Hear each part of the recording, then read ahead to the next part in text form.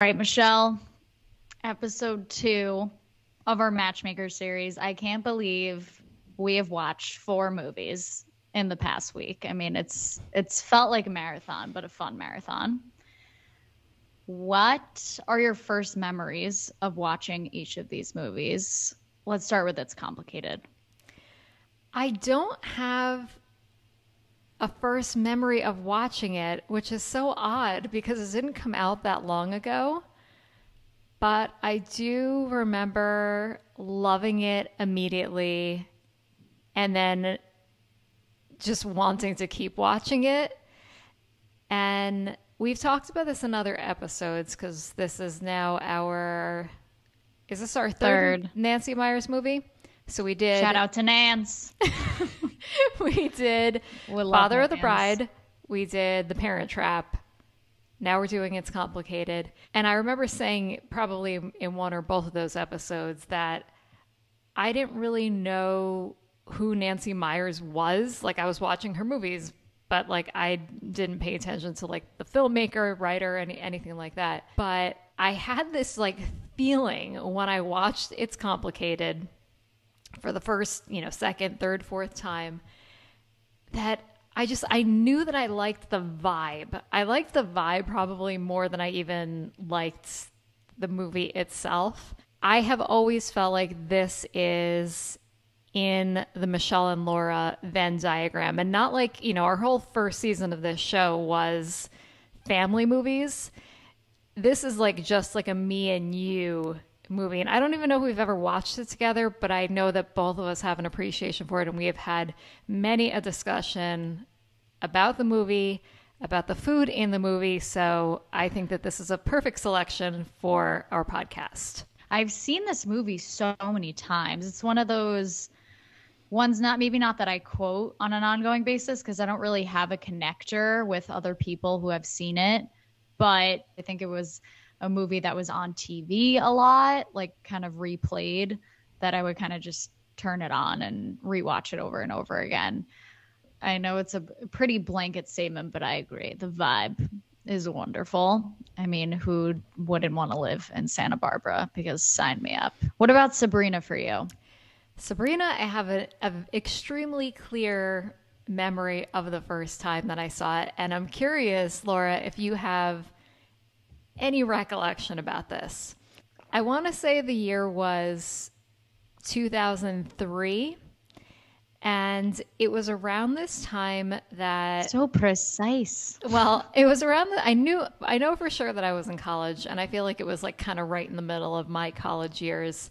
And it was around this time that more and more DVDs started to be released, and DVDs were like a big present to give around Christmas. And it's definitely one of the things that I miss. I love having the ability to stream kind of like anything at any time, but I always loved receiving movies and TV shows on DVD for Christmas and tapes when I was younger. It was like one of my favorite gifts to receive, and now we can't really do that anymore. So I remember getting season 3 of Seinfeld on DVD for Christmas, but I also got this Audrey Hepburn box set, and it was Roman Holiday, Breakfast at Tiffany's, and Sabrina. And right after Christmas, our family, just our like immediate, like the 6 of us, went to Boston. And I remember sitting in the hotel and watching these Audrey Hepburn movies on my on my brand new first MacBook. Maybe I remember the Boston trip. If I saw some photos, it may bring back some memories for me, but I don't think that I watched it with you.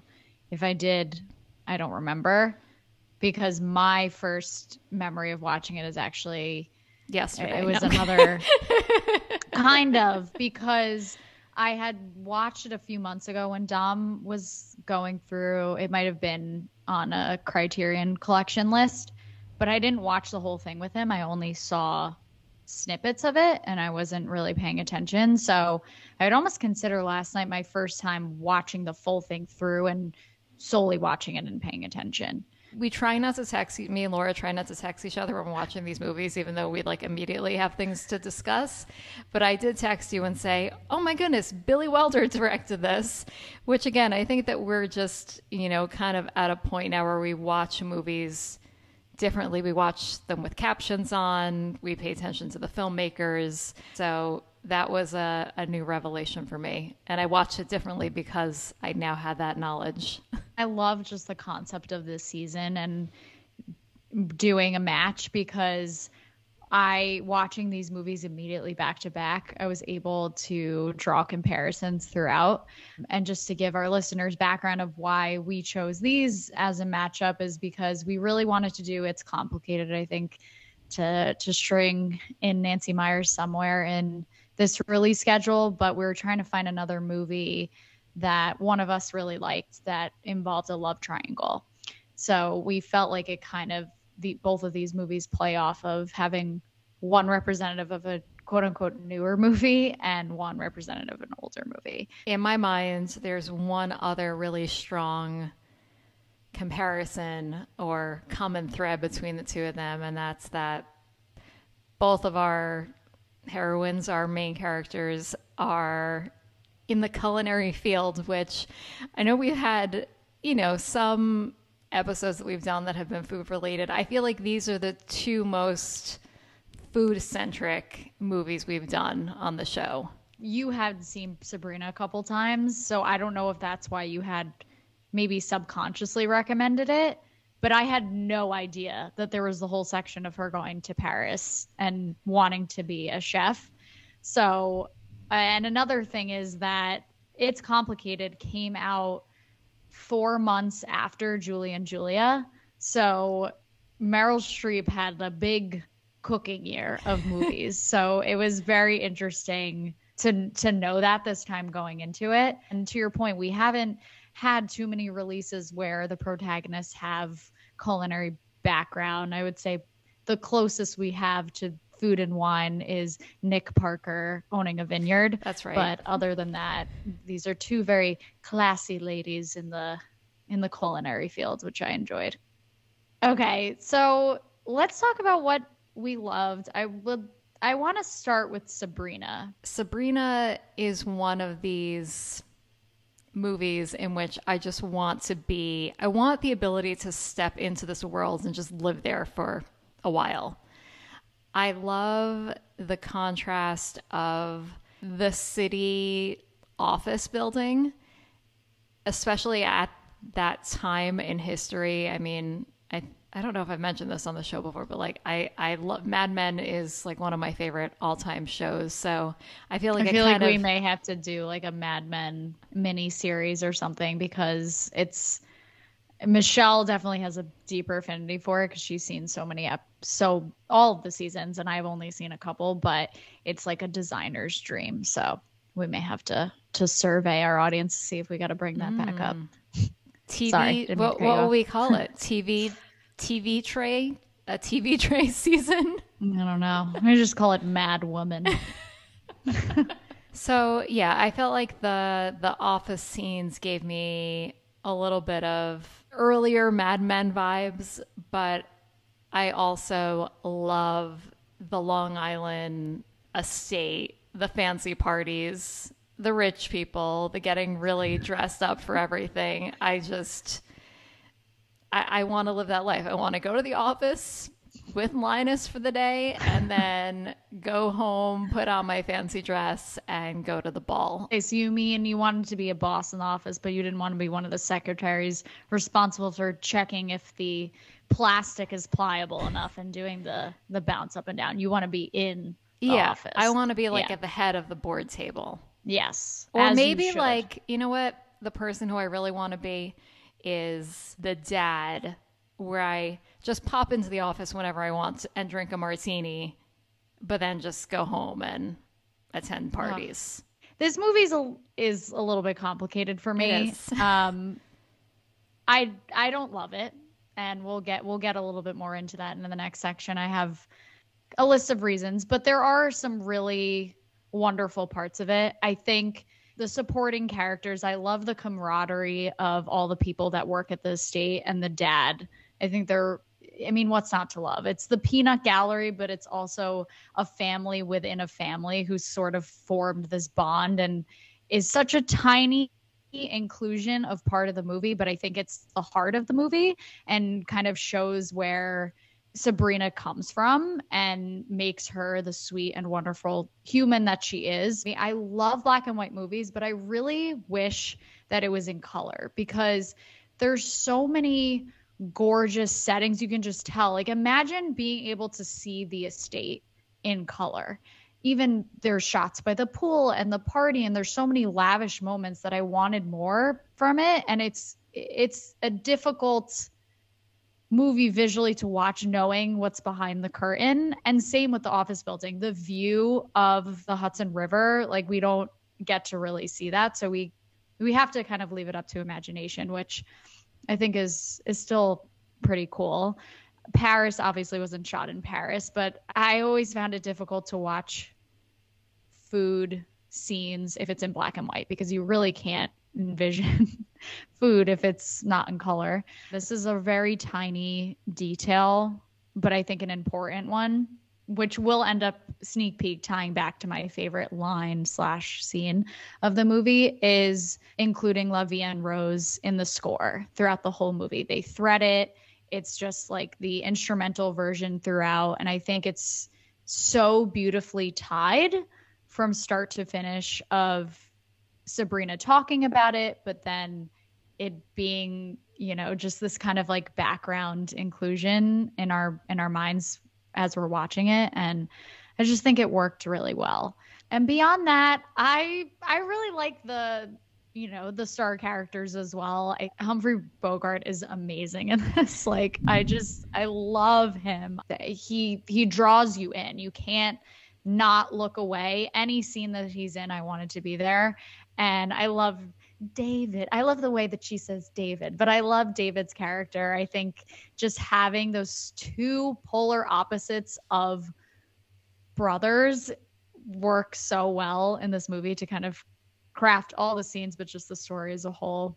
And I'll just leave it with this, that, I mean, Audrey Hepburn is just like, there's no one like her. Like she is such a unique actress, but every role that she plays, it's like you don't know anyone like that, and at least I don't know anyone like that in my personal life, and her quirkiness is what makes her so charming, I think, in this movie. I love using the word charming. I know we use it in all of our episodes, but you can't not use that word for this one as well. She's just so lovely. And I mean, she looks beautiful all the time, but like she's just like radiant in this movie. And I think one of my other favorite aspects of this is her kind of whole storyline about leaving home, going somewhere else, having her own adventures, and really coming into her own there. And I think we are probably in alignment, and we'll save this for things we didn't like, about kind of like how that all kind of fell apart once she got back. But I think just as a storytelling concept, and maybe because in a way, like you and I did this on a much smaller and less dramatic scale, but like both of us moved really far away from home, from where we grew up. And I don't know, I don't think that that's something that everyone needs to do, but I do think that certain people are better when they do that. And I think that that has been true for me and you, and was true for her character. So it was really fun to see her like kind of come back and still have all of her charm, but to really like have this confidence that she didn't have when she left. Agree. I've never been to Paris. And again, it's definitely shot in a set, so we don't even really get to see glimpses of the city. But the transition of who she was when she left to when she shows up at the train station is probably one of the strongest transitions I've seen in a movie in a while, not only for her looks, but how she carries herself. And one thing about Paris that I was thinking of after I finished this last night was, I know it would be a completely different movie, but let's say if more of it had taken place in Paris, like how awesome would the storyline be if we dove a little bit more into her relationship with the Baron, which I didn't take that as a romantic relationship. I thought of it more of as a man kind of like taking her under his wing in a city that she wasn't familiar with just based on the letters that she's writing back to father. I wanted to see more of that. It was just kind of like a sprinkle and they didn't really expand on it. I wish it was more than a letter. And it reminded me a little bit of another great movie that I love, which is obviously more modern day, but The Holiday, when, Kate Winslet's character becomes really close with like the old man in the neighborhood and they form this bond. And I could have seen that storyline playing out a little bit more where she's holding her own, she's being independent, but she kind of forms this like friendship with this older man. And I wanted more of that. I cannot agree more. I think I wrote that exact note down that like, can we just have more of Sabrina and the Baron? And I want to know, like she really like glossed over. It sounds like she shared the highlights, but it sounds like they just had a really grand time well, she was there for 2 years, right? I think in another world, her and Linus get married, they get divorced, and she moves back to Paris, or I know they go to Paris at the end of the movie, but let's say they move back to Long Island. They live on the estate for 30 years. And she's like, I've had enough of this business. She moves back to Paris and hopefully our Baron is still alive. And I think that they rekindle their friendship and just make sauces together and have a great time. All right. So what about It's Complicated? I'm going to start with characters, because Meryl could play a plastic bag and I would give her an Oscar. But if I see myself in my 50s someday, like I just resonate with a lot of her character traits, like trying to hold your own, but still having that like caretaker mentality. I love the closeness of the family. I mean, being in a family of 4, it only comes natural that that's what I'm going to gravitate towards. But we're so close as sisters, so I can really like resonate with how beautiful their relationship is. Not only just like enjoying spending time together, but really having each other's back. But I love the idea that they kind of use Luke's graduation as like the kickoff point, as a reason for them all to be together. The actors were wonderful in those roles.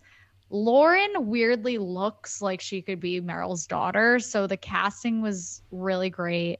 And then beyond that, I'm curious to hear what other people who have hopefully seen this movie after they listen to this episode, if they agree with me. But Alec Baldwin is a fantastic choice for that character. I mean, you have just the complete polar opposites of people, like an obnoxious sports car lawyer human who's just like disgusting and annoying, but you can't not like everything that he's saying because he's just so ridiculous. And then you have sweet Steve Martin, who just wants to go see French films and eat croissants. And when you bring the two of them together, it creates the perfect love triangle.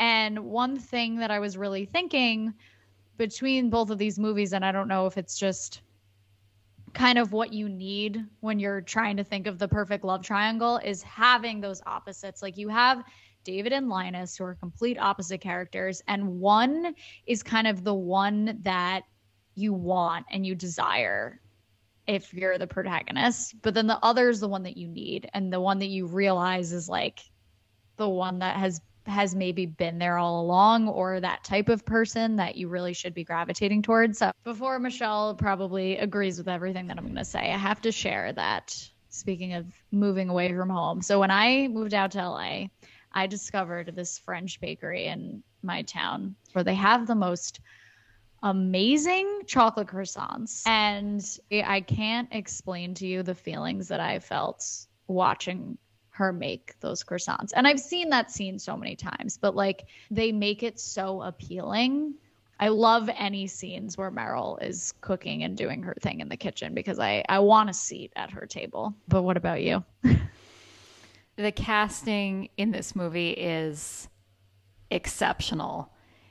The kids are so believable that Alec Baldwin and Meryl Streep had these three kids. Every scene that they had where they were all sitting around a table together, those were all my favorite moments. When you were talking about Alec Baldwin and Steve Martin and then talking about David and Linus, are we supposed to want her to get back together with Alec Baldwin? And same with Sabrina. Are we supposed to want her to end up with David? Because we get this when we're first introduced to Jane, Meryl Streep's character, and Sabrina, Audrey Hepburn's character. We know immediately that Sabrina is in love with David. And even though Meryl Streep isn't particularly wanting to get back together, that's not like a driving factor for her at the beginning of this movie. As soon as it happens, she's just so elated. And I was thinking, like, what is Nancy Meyers trying to like do with us here? And I love how you gave the example, like a lot of times in these like love triangle stories, there's the person who you think that you want to be with, but then there's the like the right person for you. And I remember reading somewhere about Sabrina that they weren't, and it had something to do with like the shooting schedule. They weren't entirely sure that she was going to end up with Linus at the end. In your mind, Laura, is it like a clear-cut thing that like this is the good guy, this is the bad guy, and this is how both of these movies are supposed to end, with them ending up with like quote unquote the good guy? Or do you see any kind of scenario where Meryl Streep and Alec Baldwin end up back together at the end, and that's like a happy, satisfying ending, or that Sabrina and David get together at the end of Sabrina? Oh, so many thoughts. With Sabrina, I know we haven't really gotten to the what we didn't like section, but I'm just going to say it. I wish she just didn't end up with either of them, and I wish she went to Paris and her and the Baron start a new life together. That's what I wish. It's complicated. It truly is complicated because there's a common thought that I've had every time I watch this is, oh, I feel kind of bad for Alec Baldwin in certain moments because, like, you know, he really loves her and like and genuinely so interested in her, really into her, like wants to get back together. And just because of that, like one fuck up night, it kind of exploded everything. But on the other side, I kind of feel like what happened was what was meant to happen, because I think he keeps pinning it on that exact night that he didn't come over, which, you know, just made her remove all of the trust that she had started to build up again. They didn't get together, but I think that's kind of the whole problem. Like that would have ended up happening at some point if they would have gotten back together. That's why Alec Baldwin is so wonderful in this role, because you're somewhat rooting for him. Like I was. There's this part where Janie says to him, "You aren't the only reason why we broke up. I basically gave up on us." But I still feel like anger towards him and kind of blame him for the reason they broke up. And I can't tell you how many times I've watched this and have been so cringy every time that Steve Martin is on the camera, because he's so awkward and he doesn't really have good moves. But I think that's the point. Like, she's supposed to be with someone who really is like sweet and cares about her and doesn't make her crazy and have to wait around at night. I was very satisfied with the ending. But even the last scene, we see Alec Baldwin and Meryl Streep together on the swing. You're like, damn it. The family could have been at the table together or watching The Graduate on the couch. Like you could see it. But I think if it had ended that way, it would have left us with, they're probably going to break up again. At the same time, they have kids together. Like this could happen again. I love that she becomes a little kid again when she starts dating him. But we see like the scenes where she's with her girlfriends and talking about it, which is amazing. Rita sneaking in this podcast again. She's always there. They're like, okay, Janie, but make sure you don't fall back into your caretaker mentality and try and fix him. And she says, I won't. But true Meryl fashion, with how amazing she is as an actress, We know exactly that's what she's going to do. It's all over her face. She can't help it. It's who she is. It's just not good for her. Okay, we gotta have a moment for Harley. I felt like they just kind of plucked him directly out of the office, and they were just, the direction was just be Jim Halpert. To me, it was kind of like the same character. They gave him like the same kind of stuff to do in this, but I'm charmed by it. I don't know. I think he's sweeter than Jim Halpert because he's not as much of a trickster. Like he's more That's true. sarcastic, but he's really a caring person. He's the fourth sibling in a way. We didn't get in. We obviously didn't talk about the hotel scene yet, but for that scene alone, he is so needed. When I went back into like rewatching this movie and knowing that he was in it and knowing that he's really like one of the top billed actors in this movie, I was kind of thinking like, is he really necessary in this movie? And I think he isn't, but yet I love what they do with him. And I think that those are some of the funniest moments, even if they are so, it's really just about him. I don't really feel like it adds anything to the plot. Yeah, John Krasinski's really good at playing being uncomfortable. Yes.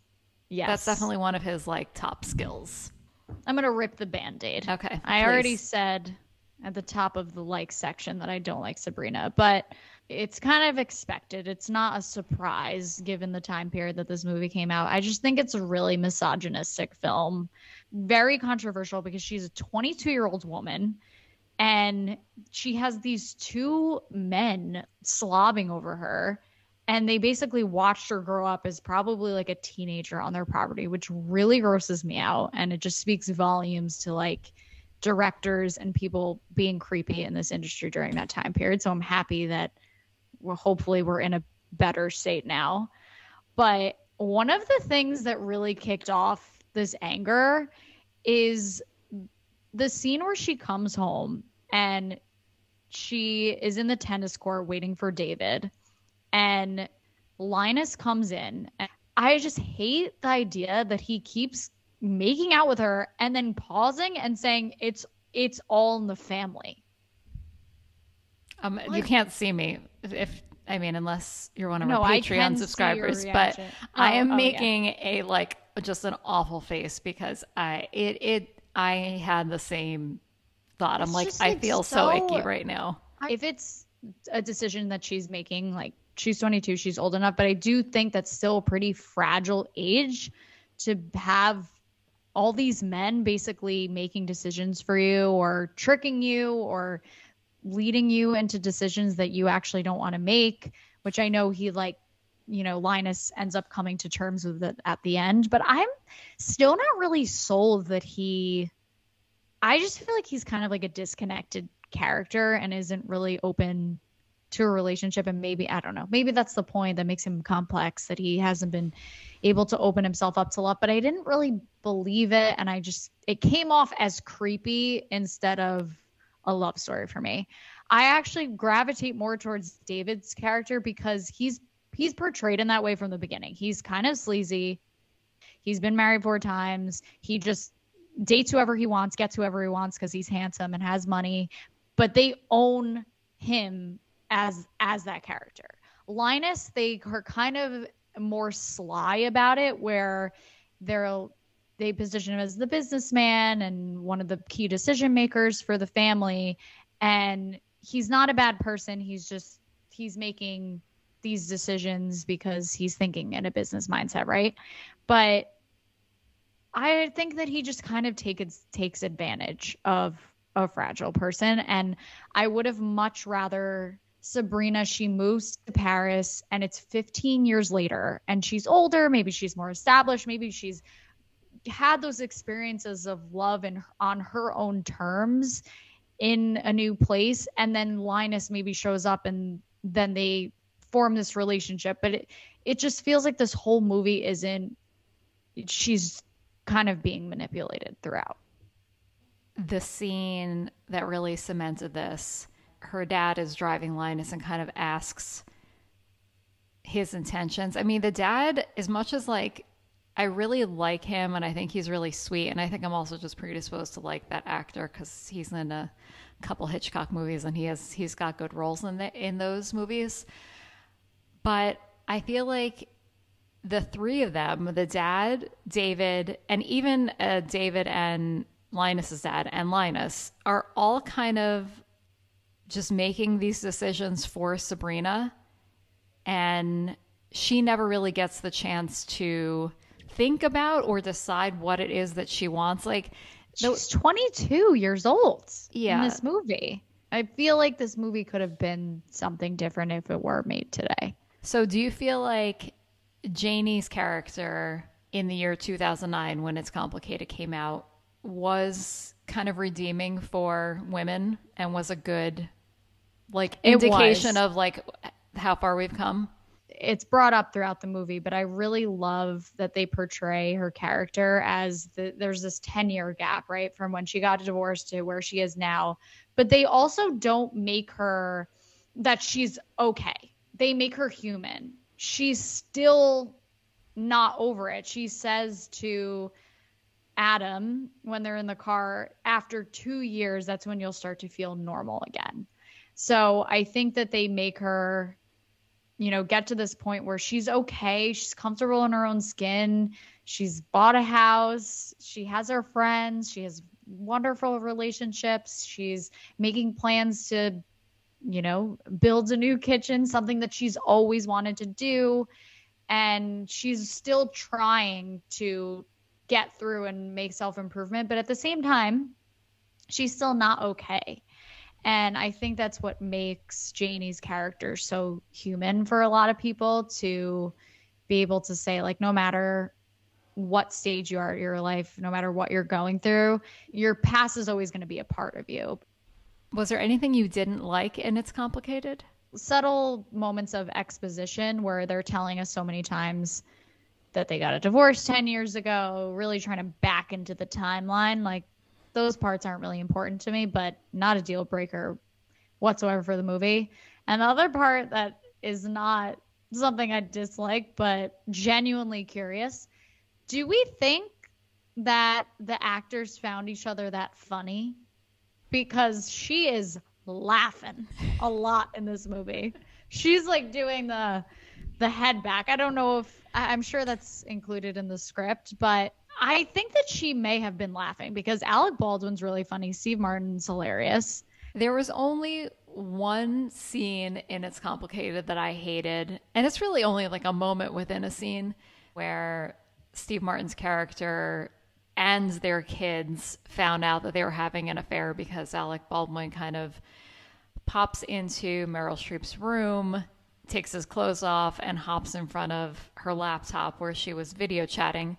Very progressive for the time, for 2009, on a very clear screen with Steve Martin. And I was okay with that part, but then that little inclusion of when he like turned around and showed his butt and everyone was like, no, like it did not, it felt like that would have been in a children's movie. And yeah, it just felt very like out of place and unnecessary. Can we talk about Steve Martin for one more minute? Can you see someone else playing that part, and would you have liked it better? Or do you think that the whole point was that you were not really ever supposed to be completely on board with him? I do think that they wanted friction where you were like rooting for Jake to win, even though you shouldn't be. I almost feel like all of his lines are, it sounds like he's talking to a classroom instead of someone he's dating. He's like, can I have one of those chocolate croissants of yours? Like, no one talks like that. What are you doing? Just the way that he says it. But again, I think it works. Yeah. And I think Nancy played with us a little bit because in the first 2 or 3 scenes, Meryl Streep's character has forgotten that she's met him before, keeps missing their meetings. Like, she's obviously not captivated by him.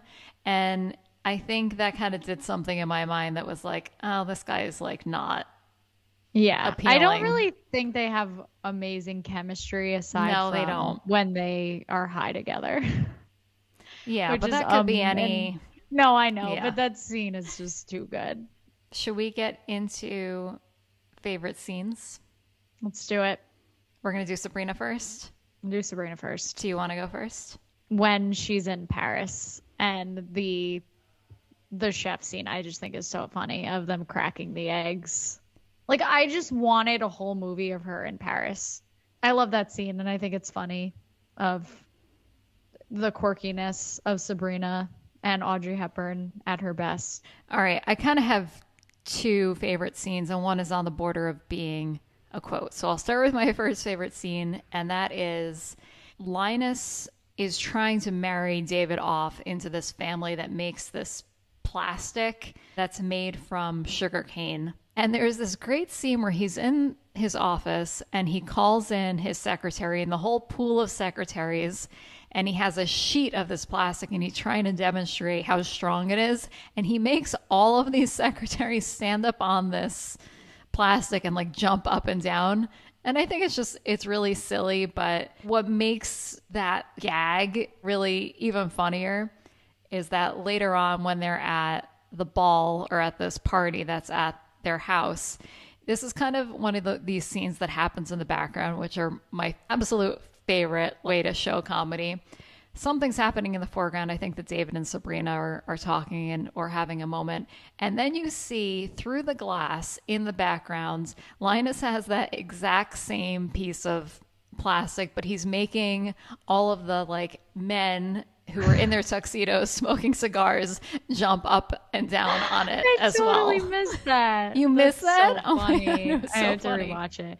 Yeah, I love when things are happening in the background. That it's just a perk of being a director that you're able to throw these things in there and people will pick up at it or they're not. Okay, so for my favorite quote, it's more of a letter, and it ties back to what I had mentioned earlier about loving the score and the song La Vie en Rose, which is an absolute beautiful song.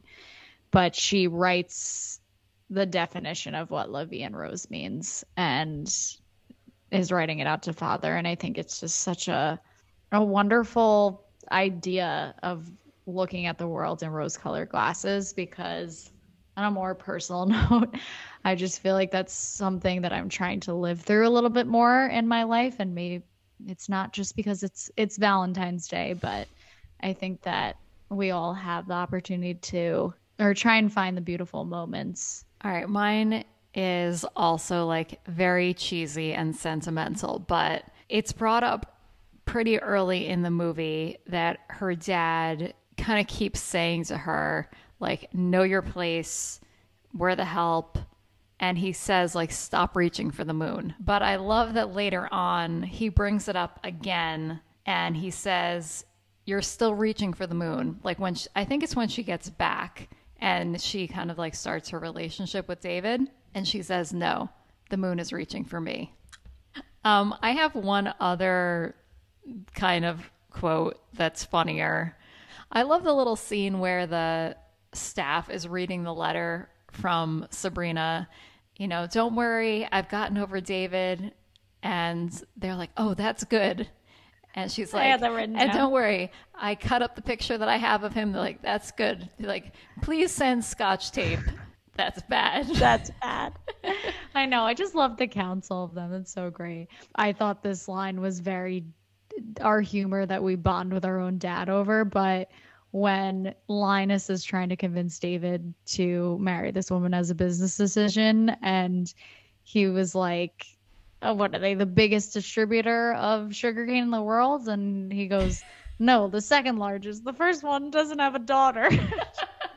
Should we start with favorite scene for Sure. It's Complicated? I think the most comedic one is probably pretty obvious, but when they're high at the party, as much as Steve Martin is cringy, I love him most when he's stoned because he's so funny. There's so many parts throughout that sequence of him getting there and them saying like, we're on a date, and they start laughing and the kids are like, what the hell?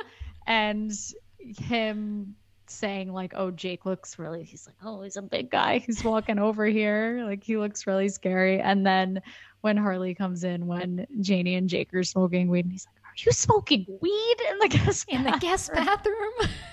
And then I would say my most like appealing scene, which I'd mentioned earlier, is when Adam and Janie are making the croissants together, because I want to go to an empty bakery at night and be able to make croissants with my significant other. That would be lovely. And they just look so good. All right, I'm surprised that you didn't bring up the scene in the hotel because it felt so. Oh, yeah. I forgot about that one. I think that's probably, if I had to pick two comedic ones, it's the party and that one. But I think specifically once it is all over and the doctor comes downstairs and he's like, he gives like the person the thumbs up. And I love just the way that Jake is rattling off all of the medications that he's on. And he's like, Flonase or something. That hotel scene, I think, was very reminiscent of the hotel scene in The Parent Trap, which we said was like our kind of like favorite quintessential scene from that movie. And I know that Nancy Meyers does have an appreciation for like classic film, for slapstick comedy, and kind of like the, you know, the original rom-coms like the Katharine Hepburn, Cary Grant type movies. So for that alone, I appreciated it. But I also think that that was John Krasinski's moment to shine. All of those little lines and reactions that he got to have watching all of this go down and trying to keep his fiance distracted. It worked really well for me. And then just the entire sequence, the ridiculousness of them getting into the room, and then ending with them eating room service in bed and watching Oprah. I loved that. Last one I'll say, which again, I know how cringy Adam is, but when he's in the car listening to the divorce self-help book, accept your ex for who they are. And he goes, a really big hoe. All right, you stole my favorite line. And I think that was like my only big contribution. That line was so funny to me, and I had completely forgotten about it. It's so good. It's so good. He's just like, she's a really big hoe. Do you have any other favorite scenes? When she has Adam and makes him dinner for the first time, and she makes him croque monsieurs and this really great salad, and they're drinking wine, and I just thought it was like a really sweet scene. I think the food is what hooked me. I was like, oh, that all looks really good. The lighting is like very, you know, like dim and cozy, and I like the way that they eat at the counter, which was kind of a nice. It felt more relaxed. Yeah, but I liked how she also, before that scene, sat at the bar with Jake. So I thought that they were in a way kind of like recreating that scene, but in a different way. But it was a lot more, even though the scene with Jake was like so lively, like you said, she's laughing her head off. The wine is flowing. You know, there's dancing, there's spinning around, where this scene was a lot more like quiet, but it felt grounded. And I felt like it was kind of just a reflection of who Adam was. All right, so you stole my hoe line. You know, for a Nancy Meyers movie and for watching with the captions on, I thought that I was gonna be like writing down a million different lines, and I kind of didn't. The only other one I wrote down was I like when Meryl Streep said to Alec Baldwin, you know, I think she says this to him. You know, I think this is very French of us. He says that. Oh, he says that. I had that written down also. How about you? I had a good amount, but they're more subtle. I think I appreciated them as clever writing. I'll talk about the first scene I had mentioned that I love, but a couple of great lines in that sequence is Adam saying she has a really scary tattoo. Oh yeah, I love that too. And then Janie says two things that are great. Jake's like, can I talk to you for a sec? And she goes, he always needs me for a sec. And then when they're in the bathroom and she's stoned and she's looking in the mirror and she goes, is that what I look like? And then I feel like this is something you would like because it made me think of the line that you said in the last episode about her name is Helen. She's keeping her own name because it's one sentence. But when Janie, which I brought up the scene like 4 times, but it's just so great when all the ladies are gossiping. And she goes, turns out I'm a bit of a slut.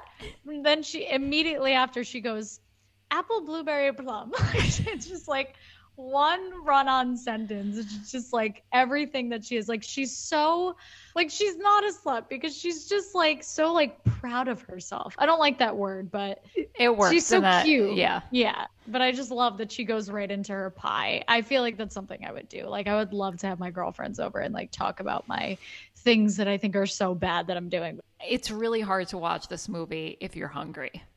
It's complicated specifically.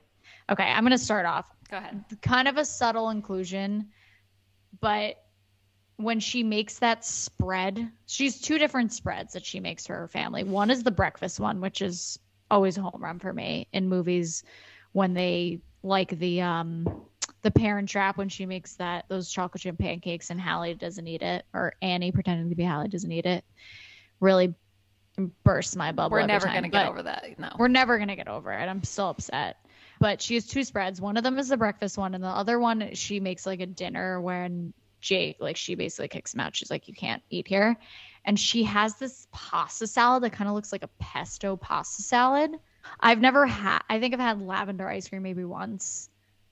Van Leeuwen has a good lavender ice cream, but I wanted Janie's lavender ice cream and the croque monsieur. Oh my God. That was number one on my list. So good.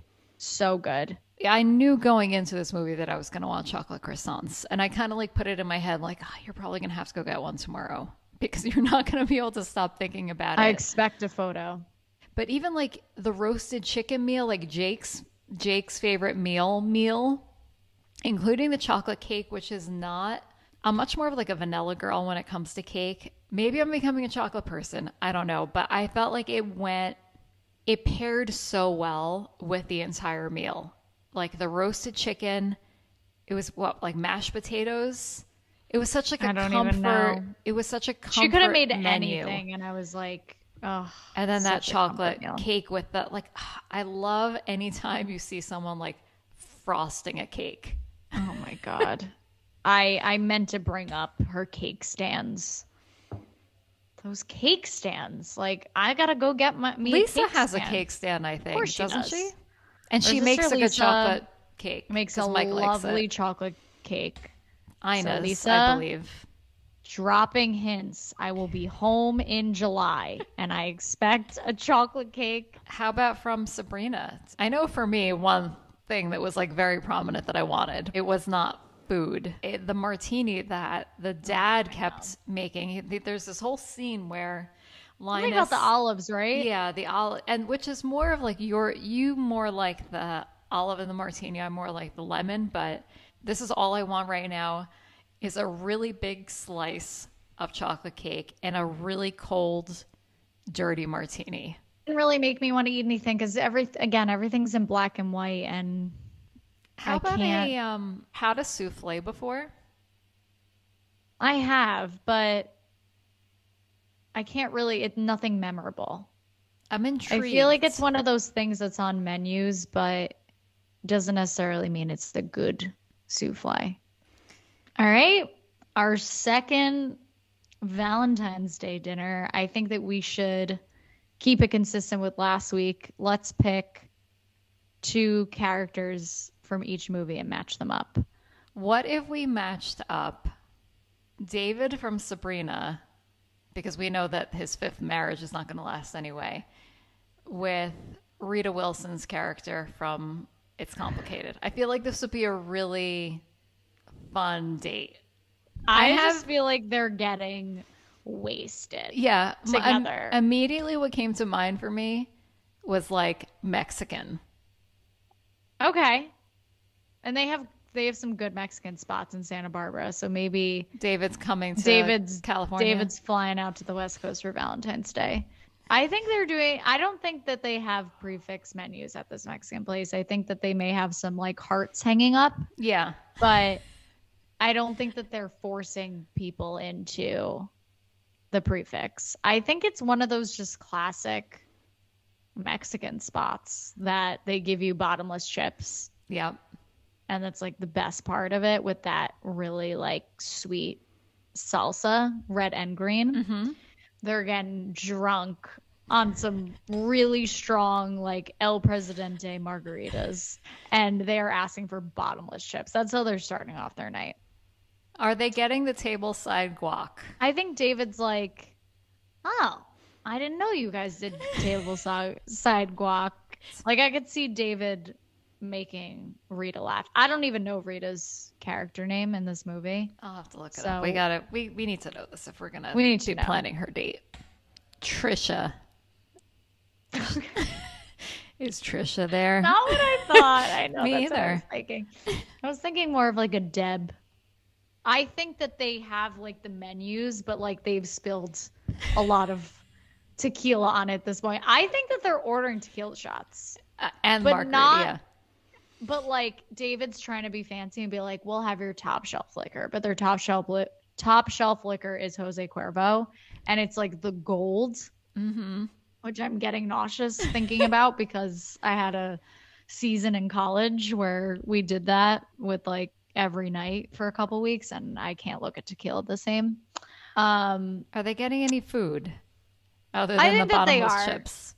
I think David is going to order something fancier. Like he's going to get, I know we used steak last, but steak is a big Valentine's Day order. So I think you know what actually I think he's going to get because he thinks that it's fancy and current day, but it's actually really tacky is like the sizzling steak fajitas that like comes out on the like smoky. skillet. And he's like, oh. Oh my God. I You've just like, nailed it. That's exactly what he ordered. it's so funny because like to think about that they in the 50s, they just didn't have sizzling fajita plates. Like Chili's really kicked it off. And he's like, ooh, this is fancy. And Rita's like, this isn't a Chili's. You don't get that here. She's like, I will have the platter with cheese enchiladas. I was thinking A enchiladas beef for her. taco. Like she's getting the combo platter, Okay. which is she's like over ordering. Like she's not going to finish it all, but No. she's drunk. So she's like, you know what? I'm going to treat myself. I'm going to have a combo platter tonight. I'm going to have the refried beans. I'm going to have the enchiladas. Also, I do feel like there's a mariachi band at this place. Of course. Of course. David like gets up and makes her dance. Yep. Like I'm picturing David in like one of the like a white suit from the 50s with a bow tie. And she's like, we don't wear that here. So too. I do think that they're ordering like dulce de leche I was as going to well. say flan, but I think Yeah. I like dulce de leche better. So I think they're like getting that one of choice. each, but they're like too drunk that they like don't eat They it. take like a spoon, maybe. Yeah. And they're definitely going home together, but I Yeah. don't think that they call each other again. No. But I would say that's a successful, fun Successful date. Valentine's Day. I think, And this is like their first date. yeah, first and only. Yes. But I can just see also the success continuing as Rita meets up with her girlfriends again, goes to Janie's house, and tells them about it. And they're all laughing and think it's the greatest thing ever. She's like, he showed up in a white suit and a bow tie. And they tell her to never call him again. And she doesn't. I could see her saying, you know, it wasn't so much the white suit. It was just the sizzling fajita platter that was the no-go for me. Closing note, I think we all need to get ourselves some friends that when they invite you over, not only do they pour you a glass of wine, but they have 3 full pies ready to serve you. I am trying so hard to emulate, and my friends, if they're listening to this, I hope they're enjoying this and not getting annoyed with me, but I'm really trying to push the persona that when I have friends over, I'm making them food because I just want to be a Janie. I just want to have 3 pies and my Bialetti espresso maker ready on hand when I have friends come over. So if there's one takeaway from this podcast, it's make more pies. What are we talking about in our next episode? Do we know? Oh, no, we do have it. Are we going to do The Notebook and Notebook Casablanca? Yeah. Make sure you listen in because we promise it will be as equally entertaining as the last 2 episodes of this season. And make sure, if you haven't already paused this podcast and gone out and got yourself a chocolate croissant, please do so after this episode. The end.